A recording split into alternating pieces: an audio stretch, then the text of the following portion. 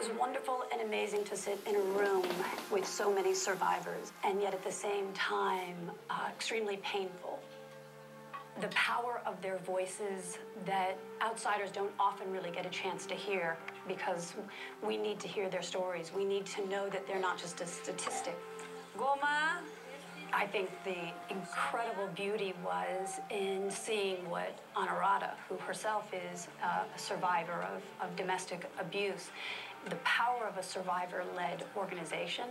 And what I found is that those seem to be the most effective.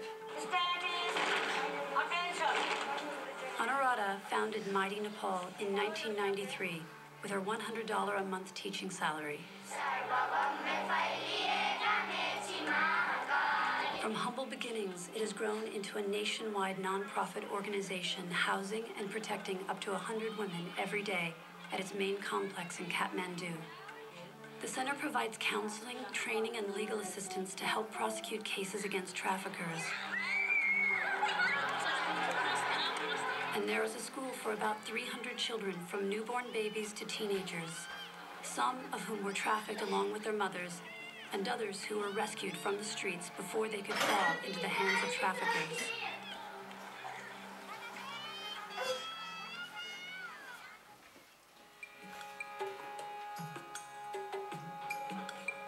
"12 kilometers north of Kathmandu lies a different aspect of the care provided by Mighty Nepal's team, the hospice. The scars of human trafficking are never merely skin deep, and the pain and suffering often extends to future generations. Amid this seemingly idyllic image of rural family life, there's another morning routine to be performed, one which casts a darker complexion on the picture. This is the daily lineup for medicine, without which many of these women and children would die. They all carry the HIV virus, and many have other related illnesses. In most cases, a legacy of time served under slavery in the brothel. The medicine is expensive, and Mighty Nepal struggles to maintain the supply of life-saving drugs. It was here at the hospice I met Geeta and heard her story. She is Geeta, and Geeta has been with us for the last 7 years, and she was rescued from India, from Delhi, GB Road, with her son. She was trafficked with her son. And when Geeta's story is a familiar tale of trust and betrayal. An orphan lured to India by the false hope of finding her parents, but instead finding herself in a life of hell. So she's 12 years old. She's been married off at 10, abused. Yeah. She's had a baby. Yeah. And now she's being forced into prostitution. Yes. And so how long was she enslaved in the brothels before she was rescued? Then for 2 years she was in the brothel, and then she was again rescued as a minor. Geeta is living with HIV, following her time in brothels where condoms were not allowed. Fortunately, the virus was not passed on to her son, but the heartbreaking consequence means the two live largely separate lives, with Geeta at the medical center and her son at Mighty Nepal's main home. As a mother, I look at you and hear your story, and it's just almost impossible to comprehend. Do you feel hopeful? Do you feel that your life has still possibilities? अब के हुन्छ जस्तै अब छोरा छ अब छोराको लागि हेरेरै बस्छु अब छोरा पढिरहन्छन् अनि त्यस्तै Anyway, whatever is it, I'm very hopeful because I have my son. For him also I have to live, so I try my best to live for him.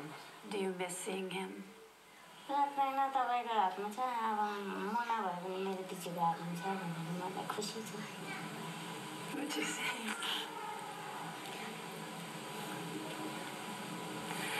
She says, I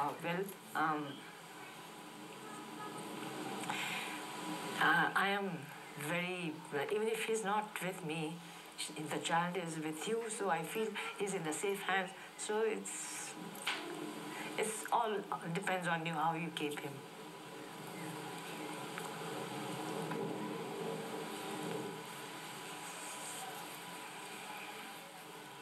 with her time, what is it that would be her dream?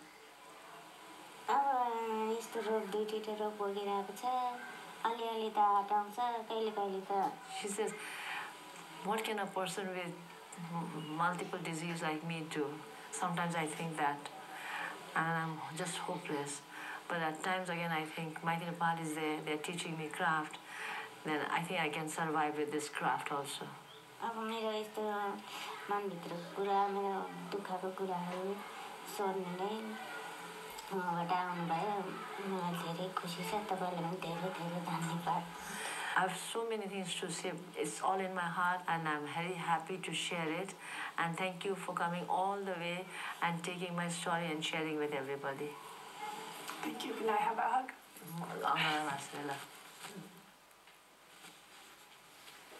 I promise to do a really good job of sharing this so that we can end this, so that it doesn't have to keep happening to other girls.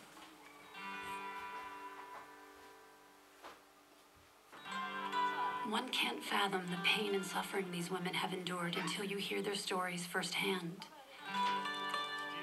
Really, how can this be allowed to go on?